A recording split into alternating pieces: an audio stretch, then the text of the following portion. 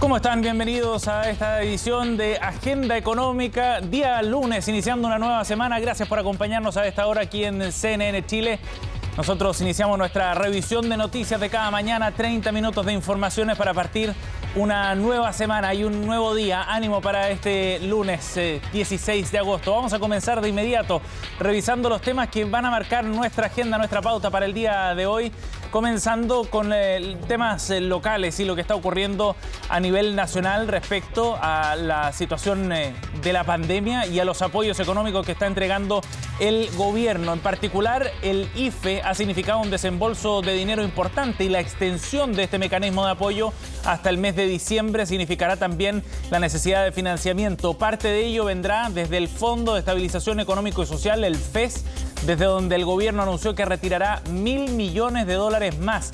Ya había hecho un anuncio similar a fines del mes pasado, pero esto significa un retiro nuevo para tratar de apuntalar esos $7.000 millones que se necesitan para financiar la extensión de las ayudas de emergencia. El problema es que ese fondo se va agotando. Los ahorros que Chile construyó por 2 décadas ya están acercándose a sus niveles mínimos históricos. Vamos a estar revisando detalles de la discusión en torno a estos mecanismos de apoyo y en particular respecto a lo que está impactando en materia de inflación. Hay un debate bien interesante ahí que vamos a revisar en instantes. Por otra parte, vamos a estar revisando en agenda económica también detalles de lo que ha significado el proyecto minero y portuario Dominga. La discusión de la semana pasada estuvo centrada particularmente en lo que resolvió la Comisión de Evaluación Ambiental Regional, que dio luz verde a este proyecto con 11 votos contra 1. Pues bien, parlamentarios, diputados y senadores se reunieron para presentar un recurso en contra de este proyecto minero. Aseguran que no es posible que siga adelante su tramitación cuando algunos de los informes técnicos que debía evaluar esta instancia regional no eran favorables a la empresa. Por el contrario, sugerían que el impacto que iba a generar era irreversible en algunos casos y eso sería fundamento para presentar este recurso de protección, en paralelo a lo que ya está en la Corte Suprema, el recurso de casación presentado por organizaciones medioambientales. Pronto les contamos más detalles también de estas acciones legales que buscan detener el proyecto minero. Y en nuestra entrevista del día de hoy vamos a estar analizando un tema bien interesante, las críticas que ha lanzado la fintech nacional Quipu en contra de Banco Estado. Acusa un bloqueo para el desarrollo de estos medios de pago, no es la única, que podría estar generando algunos problemas desde el punto de vista de la competencia. De hecho, desde la empresa nacional aseguran que Banco Estado estaría vulnerando algunos de los derechos constitucionales de libertad de emprendimiento en particular y de desarrollo de este negocio. Bloqueo que no es el primero. Ya ha habido una controversia importante respecto al desarrollo también del mercado de criptomonedas a nivel local. En la entrevista de hoy vamos a estar abordando precisamente este tema.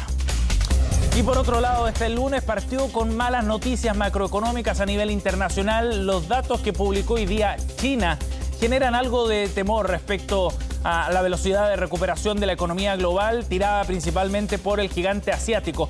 Los números, si bien muestran un crecimiento en materia de ventas del retail, por ejemplo, o de producción industrial, son números bastante menores respecto a los que proyectaban las encuestas y los sondeos de mercado de las últimas semanas publicados por Bloomberg. Y en ese sentido, la preocupación principal tiene que ver con el surgimiento de algunos brotes, los más grandes de este año, de COVID-19 en China, que han obligado, entre otras cosas, al cierre del tercer puerto más grande del mundo, generando toda una afectación al desarrollo industrial y también al comercio internacional. Vamos a estar revisando también más informaciones al respecto en unos minutos. Precisamente este dato está marcando el inicio de la jornada desde el punto de vista de los mercados bursátiles a nivel global. Después de varios días de alzas y de ganancias importantes para los mercados europeos, estamos viendo algunos retrocesos relevantes. Miren ustedes lo que está ocurriendo, por ejemplo, en el Eurostoxx, el índice bursátil europeo que retrocede 0,64%, Londres cayendo 1,15%, el DAX alemán 0,47% y el Nikkei más temprano cayó 1,62%. Ya cerró sus operaciones la bolsa de Japón y la semana pasada había sido bastante positiva. Londres había ganado 1,34% en la semana, el Nikkei 0,9%, Alemania 1,37%. En suma, corta esto una racha importante de ganancias en los principales mercados del hemisferio norte. ¿Qué pasó con el tipo de cambio acá en nuestro país? Cerró en 774 el viernes pasado. Ya veremos cómo estos datos globales impactan hoy día al IPSA en el inicio de su jornada. Por ahora, al menos en materias primas, hay caídas importantes debido nuevamente a estos datos publicados por China.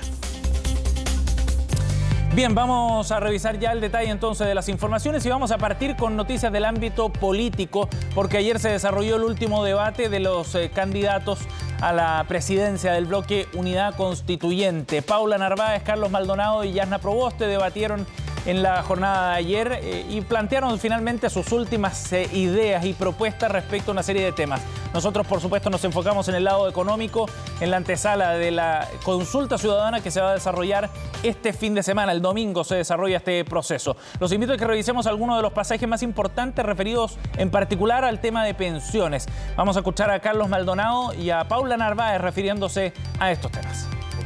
Para saber que ninguna pensión sea inferior al ingreso mínimo, es lo que hemos planteado como objetivo a cumplir durante el cuatrienio del próximo gobierno. ¿Qué pasa en la OCDE? 20 puntos de cotización, 10 de los trabajadores. Ojo, no le vamos a subir la cotización a ustedes, a la y los trabajadores. Los otros 10 los aporta el sector patronal. Sí, por lo tanto, entonces diría 251.000 pesos. ¿Eso para usted es un ingreso como piso? No, como piso a alcanzar, porque claro, esto supone $1.000 millones. Se puede tener mayor rentabilidad y claramente menores comisiones, porque se licitan los paquetes de fondos, se licitan y la competencia entre las administradoras, entre los gestores de fondos, hace que bajen las comisiones. O sea, usted puede garantizar que vamos a tener rentabilidades por sobre el 7%. Sin ninguna duda, estoy seguro que habrá mejor rentabilidad, menores comisiones, mejores pensiones. Yo no soy partidario de que sigan existiendo las administradoras de fondos de pensiones porque tienen una relación muy asimétrica con sus afiliados. Se hizo un esfuerzo bien importante en materia de juntar, aunar opiniones en torno al tema de la reforma de pensiones. Ese diagnóstico ha quedado superado, lamentablemente, Andrea. Ha quedado superado justamente por la ineficiencia de este gobierno, que ha tenido casi 4 años para tramitar una reforma de pensiones y no lo ha hecho. Y eso es realmente de una irresponsabilidad inexcusable. Nosotros proponemos ya ese 4% que en alguna vez se comentó, ¿no es cierto?, como parte del seguro de ahorro colectivo, quedó completamente insuficiente. Hoy día estamos hablando del doble de eso. Estamos hablando de 8 o 9 puntos se necesitan extra, ¿no? Ese tipo de conversaciones son importantes tenerlas, respecto también de la gradualidad para el logro de ese ahorro colectivo en cuánto tiempo. Bien, ahí las definiciones de Paula Narváez y de Carlos Maldonado sobre un tema que será prioritario para el próximo gobierno, sea quien llegue a la moneda. En el caso de Yasna Proboste, el énfasis estuvo puesto en el debate parlamentario. Es la única parlamentaria de los 3 y tendrá que tomar definiciones relevantes la senadora respecto a un eventual cuarto retiro. ¿Cuál fue su postura sobre este tema? Eso es lo que escuchamos a continuación. En el supuesto que efectivamente se mantenga la continuidad del ingreso familiar de emergencia, tal como se propuso en la agenda de mínimos comunes, a nosotros nos parece que ese es un camino correcto. No puede ser inadvertido para nadie que hoy día ya después de los 3 retiros, que por cierto yo he aprobado, porque era la única alternativa que tenían para poder enfrentar esta crisis, tenemos ya cerca de 4 millones de personas que no tienen fondos que retirar. Por eso, y por lo tanto, el ingreso familiar de emergencia es una mejor alternativa.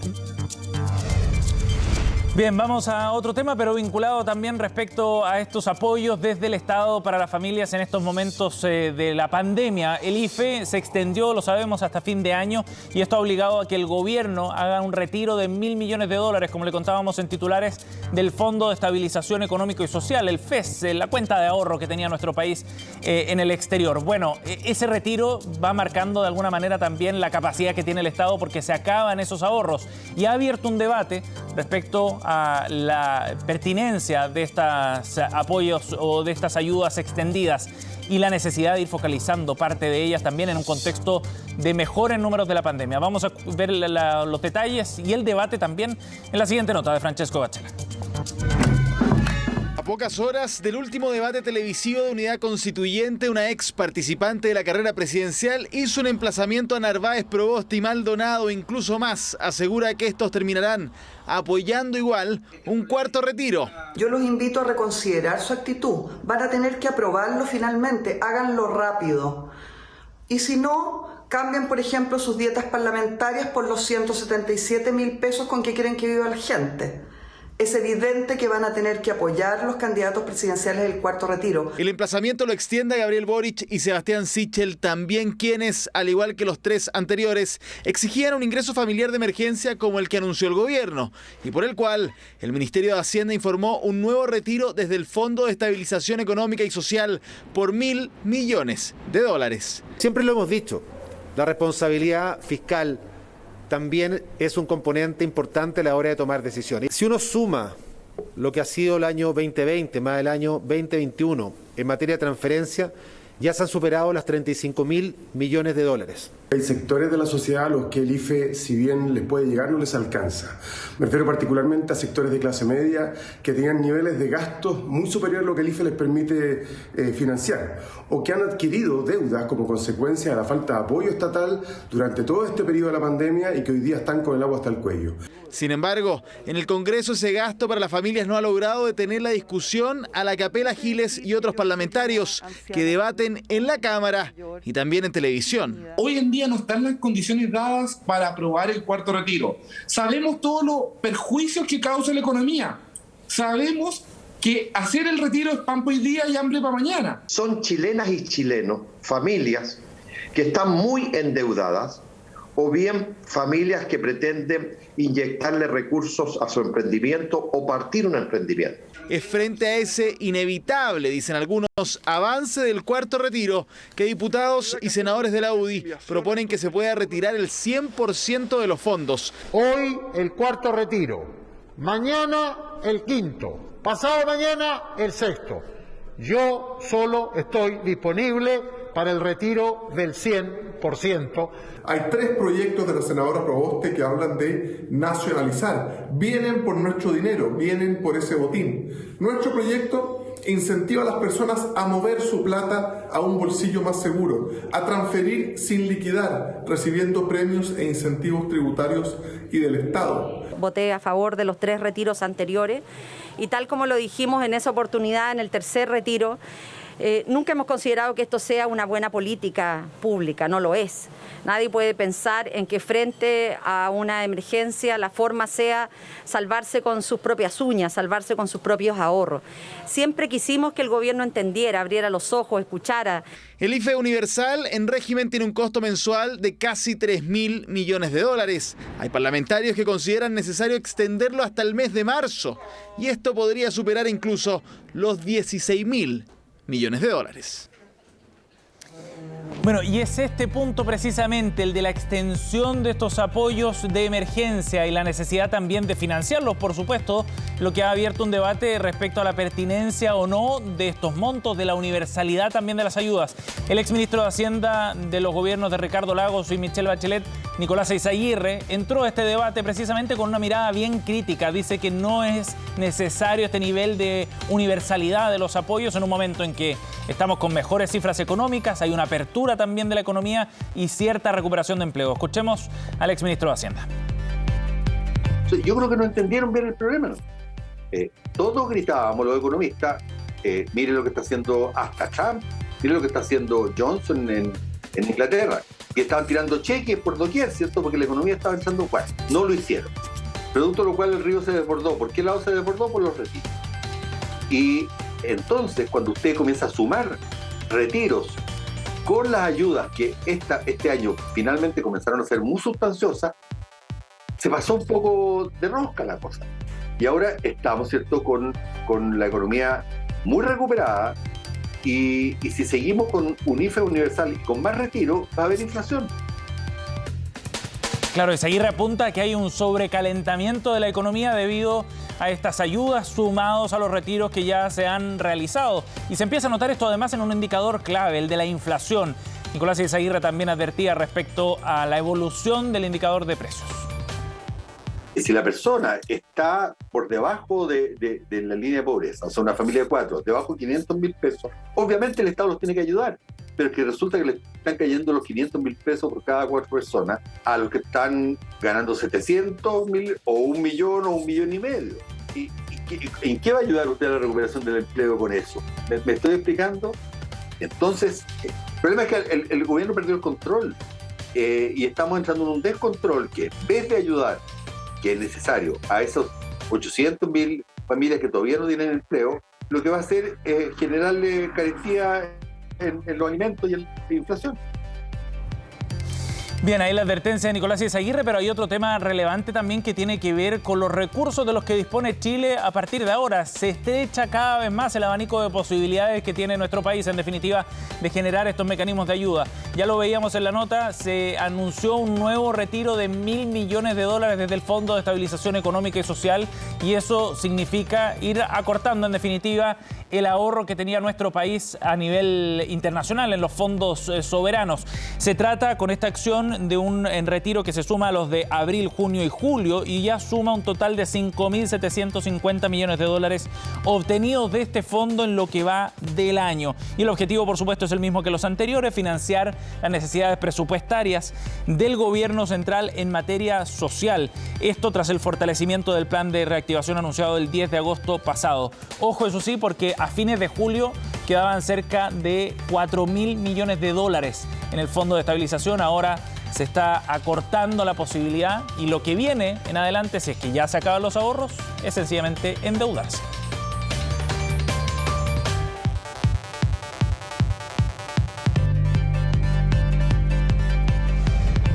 Bien, 8:17. Nos vamos a otro tema para revisar los datos que llegaron desde China esta mañana bien temprano y que han generado preocupación en los mercados a nivel internacional. Ya lo veíamos, las bolsas están cayendo por estos datos macroeconómicos. La producción industrial en China creció 6,4%. ¿Y por qué decimos que solo creció ese dato? Bueno, porque el mercado estaba esperando un 7,9% y se interpretó esto como una señal de alerta respecto a una velocidad de recuperación y de crecimiento económico en el gigante asiático menor a la esperada. De hecho, las ventas del retail crecieron 8,5% cuando se esperaba en realidad un 10,9%.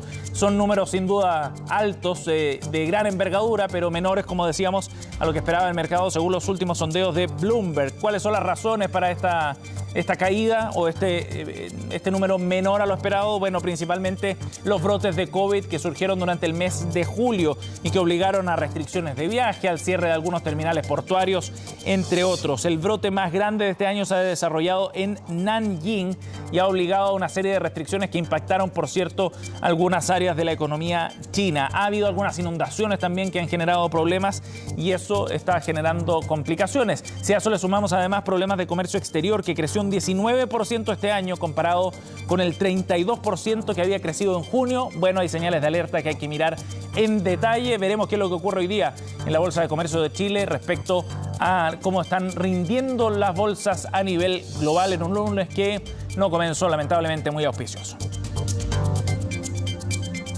Bien, 8:18, momento de una pausa, y al regreso vamos a estar analizando estas críticas que han lanzado desde sectores de la fintech a nivel nacional contra Banco Estado. Analizamos este conflicto en minutos al regreso de corte. 8:21, estamos de vuelta para analizar detalles de esta controversia que ha enfrentado a la fintech local Quipu con Banco Estado. Es un conflicto que se ha alargado ya por un tiempo, que resolvió la Corte de Apelaciones hace algunas semanas. Sin embargo, la empresa volvió a arremeter, presentó otro recurso de protección y acusa derechamente un bloqueo y discriminación de parte de Banco Estado en contra de esta fintech local. Vamos a conversar del tema. Estamos con el director ejecutivo de Quipu, Roberto Opaso. Gracias por el contacto, Roberto, muy amable. Hola, Sebastián, muchas gracias por la invitación. Roberto, bueno, ustedes acusan un bloqueo, una discriminación arbitraria de parte de Banco Estado respecto a las operaciones de Quipu. ¿Qué es, para que nuestra audiencia pueda entender, lo que ustedes están planteando? ¿Por qué acusan este bloqueo?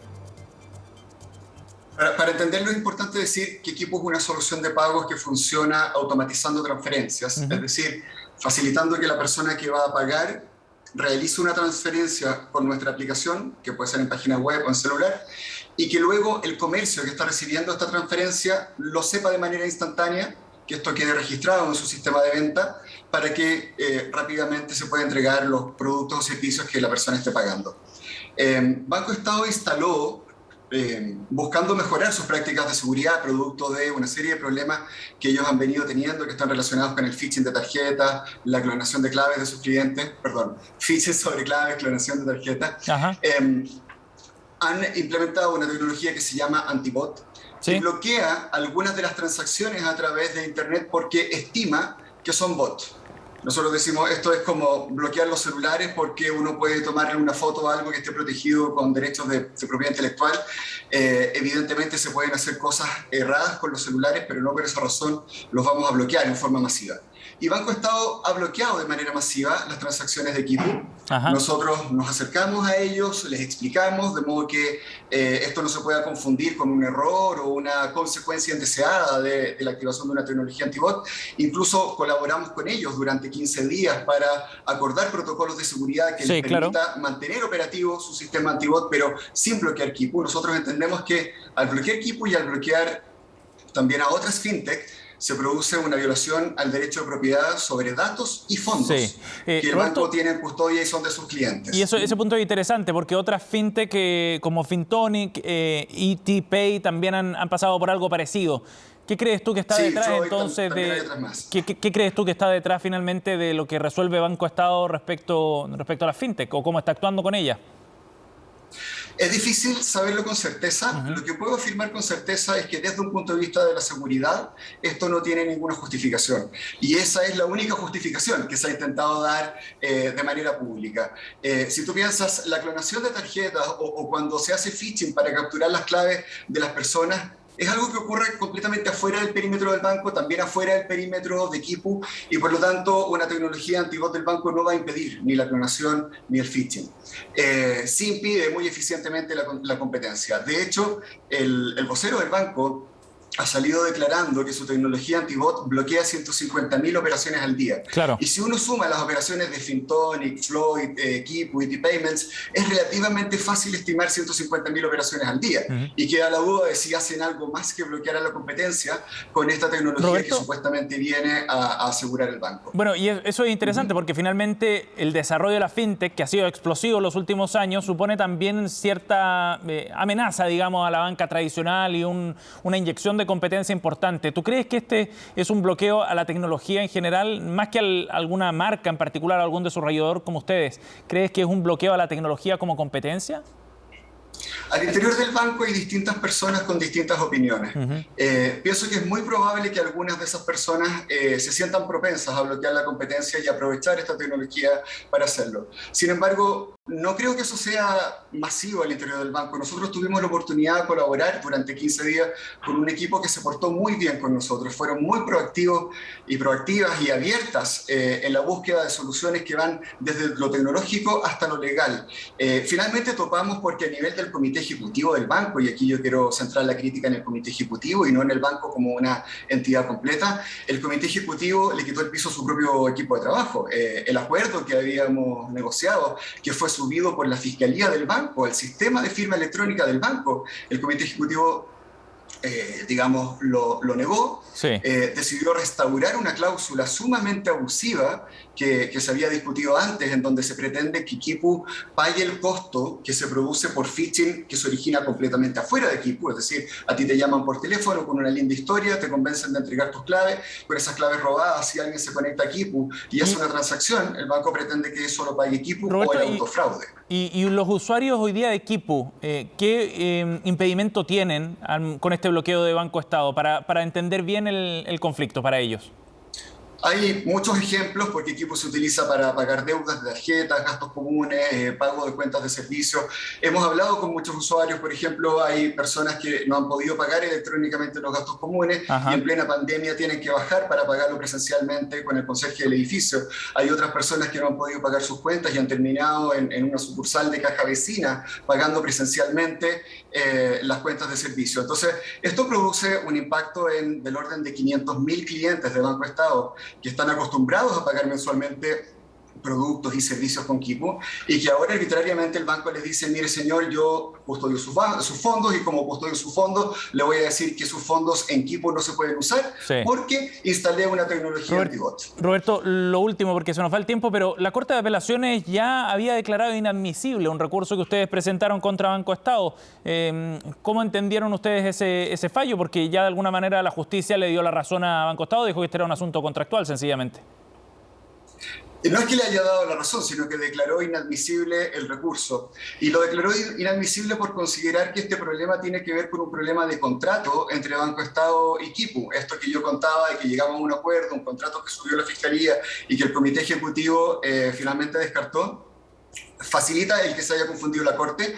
Creemos que en nuestra reposición queda completamente claro que ese contrato nosotros no lo necesitamos. Quipu ha operado durante 8 años con Banco Estado sin necesidad de ningún contrato, porque nuestro cliente es también el cliente del Banco Estado, que recibe nuestra aplicación y la utiliza para generar una transferencia, así como podría usar Google Chrome, Safari y otros navegadores web para hacer una transferencia. El contrato que tuvimos en discusión con Banco Estado era para que Quipu ayude al banco, no al revés. Quipu no necesita de ese contrato, y entonces acá la violación de garantías constitucionales no tiene nada que ver con la discusión de un contrato, sino tiene que ver con el banco limitando el uso de los fondos y datos que tienen custodia de sus clientes, pero que no pertenecen al banco. Sí, y que tiene que ver con los derechos de propiedad sobre esos fondos. Bueno, veremos qué es lo que ocurre. Interesante la discusión en un momento en que se debe legislar, además, y generar un marco normativo precisamente para el desarrollo de la fintech acá en Chile. Roberto, gracias por conversar con nosotros, muy amable. Muchas gracias, Sebastián, que estés bien. 8:29, estamos cerrando Agenda Económica. Gracias por acompañarnos. Ya viene Jacinta Molina con las noticias internacionales.